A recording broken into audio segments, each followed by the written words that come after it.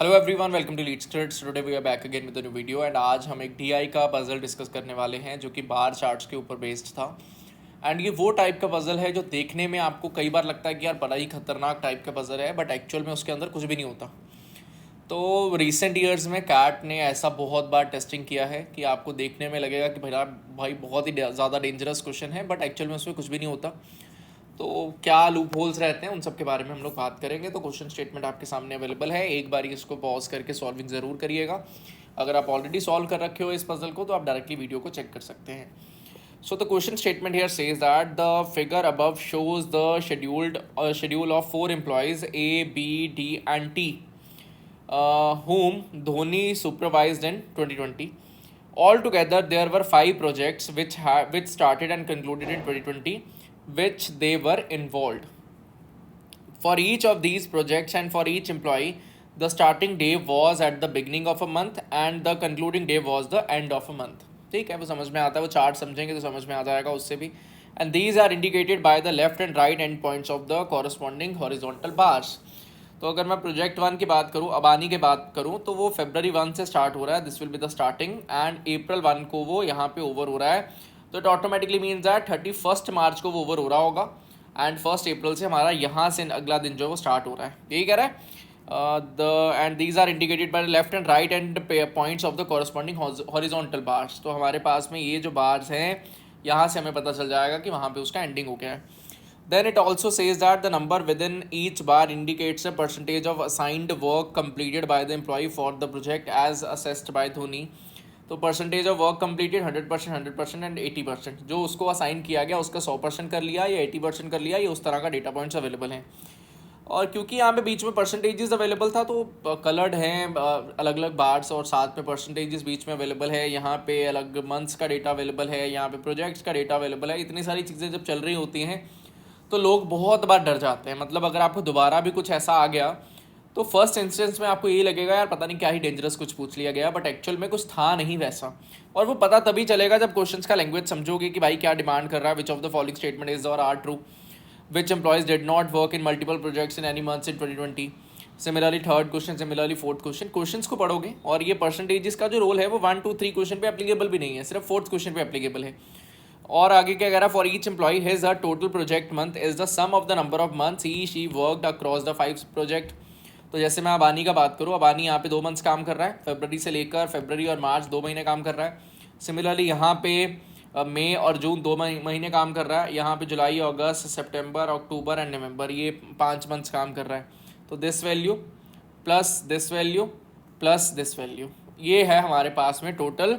For each employee his a total project month. तो project month for Abani that will come out to be equal to 9. ठीक है. अब first question कह रहा है which of the following statement is are true. तो भाई अगर इज आर ट्रू के बारे में बात कर रहा है, total project month was the same for the 4 employees. तो प्रोजेक्ट मंथ का मैंने अभी डेफिनेशन समझा कि भाई क्या है project month.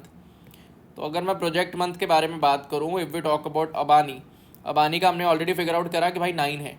Similarly we talk about any other one, let it be Bahani के बारे में बात करें तो 2 यहाँ पे आया, 2 और यहाँ पे 4, 6 और यहाँ पे हमारे पास में 3. Again 9 value will be there for B as well.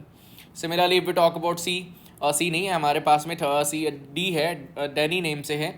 तो वहाँ पे वैल्यू है हमारे पास में ब्लैक कलर में 3, 6 और 2, 8 और 1, 9. तो टोटल हमारे पास में डी के लिए वैल्यू भी 9 आ जाएगा. Similarly if we talk about the last that is tiny. Tiny के लिए वैल्यू क्या है, येलो पोर्शन 1, 2, 3, 4, 5, 6, 7, 8 एंड 9. तो हमारे पास में टिनी के लिए भी 9 आ जाएगा. Now if we talk about the question का demand, it says that total project month was the same for the 4 employees and that is definitely correct. बिल्कुल सही बात है, सबके लिए 999 प्रोजेक्ट मंथ का वैल्यू आ रहा है. Then it says about total employ month was the same for the 5 projects. तो एम्प्लॉय मंथ क्या है वो भी समझने का ट्राई करते हैं.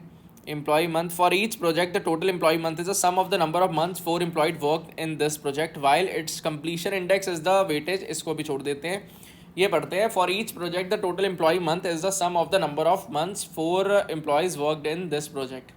टोटल हमारे पास में एम्प्लॉय मंथ के बारे में बात कर रहा है. तो भाई अगर एम्प्लॉय मंथ के बारे में बात यहाँ पे हुआ तो अगर मैं यहाँ पर एम्प्लॉय मंथ भी लिख दूँ, एम्प्लॉय मंथ, तो अगर मैं प्रोजेक्ट 1 का बात करूँ सबसे पहले, let it be if we talk about project 1, तो प्रोजेक्ट 1 में एम्प्लॉय मंथ कितने हैं, 2, 2 4, 4 और 2 6, टोटल 6 हैं हमारे पास में एम्प्लॉय मंथ्स.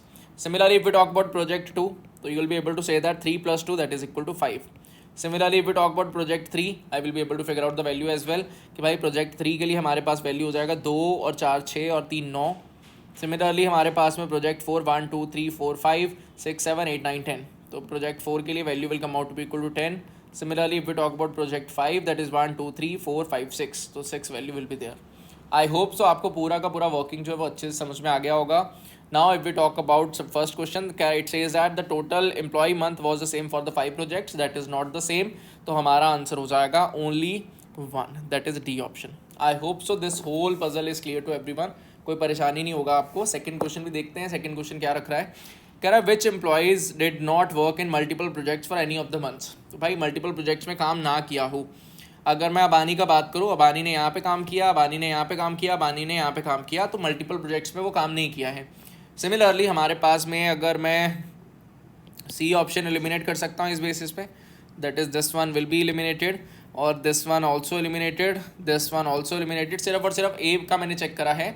कह रहा did not work in multiple projects for, अच्छा सॉरी हमारे पास में डिड नॉट है. ठीक है, तो हमारे पास में अगर डिड नॉट की बात कर रहा है तो ए तो कंफर्म है कि जिसने काम नहीं किया, तो मतलब only Tini can not be our answer. ठीक है, only Tini can not be our answer, all 4 of them may be our answer, only Abani and Bahani can be our answer, only Abani Bahani and Dahani can be my answer.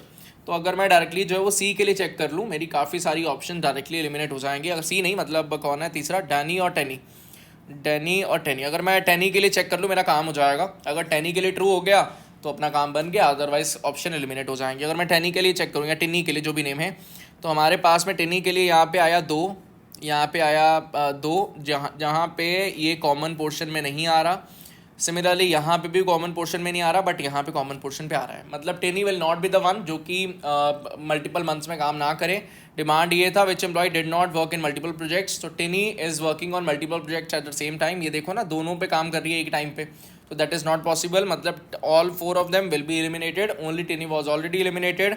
Now it will be either A B or it will be either A B and D. तो मैं directly इसके लिए डेनी के लिए check कर लेता हूँ. डेनी के लिए ब्लैक पोर्शन कॉमन नहीं है. ठीक है, मतलब हमारा आंसर होना चाहिए D option. I hope so the whole working is clear to everyone, कोई भी परेशानी आपको इस क्वेश्चन के रिलेटेड भी नहीं था. Similarly, if we talk about third question, it says that the project duration measured in terms of number of months is the same which at least one employee worked in the project. At least one employee work कर रहा होगा, that is called as project duration. Which of the following pair of the projects had the same duration? Project 1 का duration कितना है total? That is equal to 3 months. क्यों कि भाई यहाँ से स्टार्ट हुआ और यहाँ तक चला है, तो टोटल 3 मंथ्स का है. सिमिलरली अगर मैं बात करूँ इसका भी हमारे पास में 3 मंथ्स का है. देन 1 2 3 4 5 ये 5 मंथ्स का है. देन 1 2 3 4 5 मंथ्स का अगेन. देन 1 2 3 4 मंथ्स का है. तो हमारे पास में ऑप्शन है project 3 and 5, no it will not be our answer. Project 1 and 5, that will not be our answer. Project 4 and 5, yes नहीं, ये that is also not our answer. Project 3 and 4, that will be our answer. I hope so this working is also clear to you. Now if we talk about question 4, it says that the list of employees in decreasing order of annual completion index. तो अगर annual completion index की अगर हम बात कर रहे हैं, वो basically था क्या, completion index is the weighted average of the completion percentage assigned for the employees who worked in this project with the weights being the corresponding number of months they worked in this project. तो जितने months के लिए वो काम करने वाले हैं उसका परसेंटेज के साथ मैं मल्टीप्लाई करके divided by total project months के साथ अगर मैं डिवाइड कर दूंगा, तो that automatically mean that weighted average मेरा निकल के आ जाएगा. Now if we talk about A, इसको इरेज कर देते हैं, इसका कोई काम नहीं बच रहा. इफ वी टॉक अबाउट ए के लिए सिनेरियो क्या है कि टोटल, इसको भी इरेज कर देते हैं, इसका भी कोई काम नहीं बच रहा. हमारे पास में अगर यहाँ पे वैल्यू है ए का 100% और 2 मंथ्स के लिए है, तो that will be automatically 200. Similarly if we talk about this 100, again it will be 200. सिमिलरली 1 2 3 4 5 into 80, that will be equal to 400. तो effective value will come out to be equal to 800. Actual में ये divide by 9 होना चाहिए क्योंकि project month for A was 9, तो divide by 9 हो जाएगा.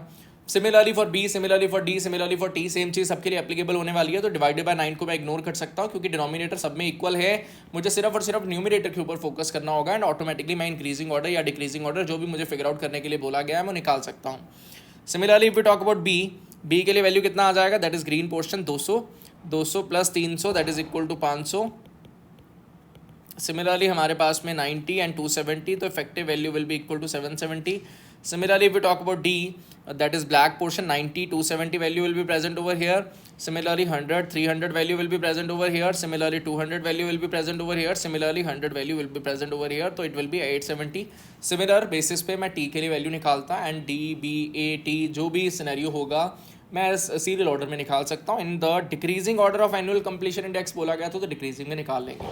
ये पजल एक्चुअल में बहुत ईजी था, बट बात ये है कि क्या आप ऐसे पजल को एग्जाम सिनेरियो में पिक कर पाते हो या नहीं. अगर पिक कर लोगे तो डेफिनेटली, मे बी आपको चौथा क्वेश्चन ना समझ में आया कि वो क्या कहना चाह रहा है, but 1 2 3 word definitely doable. Fourth भी हो जाना चाहिए आइडियल सिनेरियो में, बट फिर भी मैं कह रहा हूँ एक बार ही आपको डाउट आ भी गया, देन ऑल्सो 9 मार्क्स आपके कन्फर्म थे, वो आपको मिस आउट जो है वो यहाँ पे नहीं करना है. आई होप सो बात समझ में आया होगा. So that is all from my side. Thank you. Bye bye.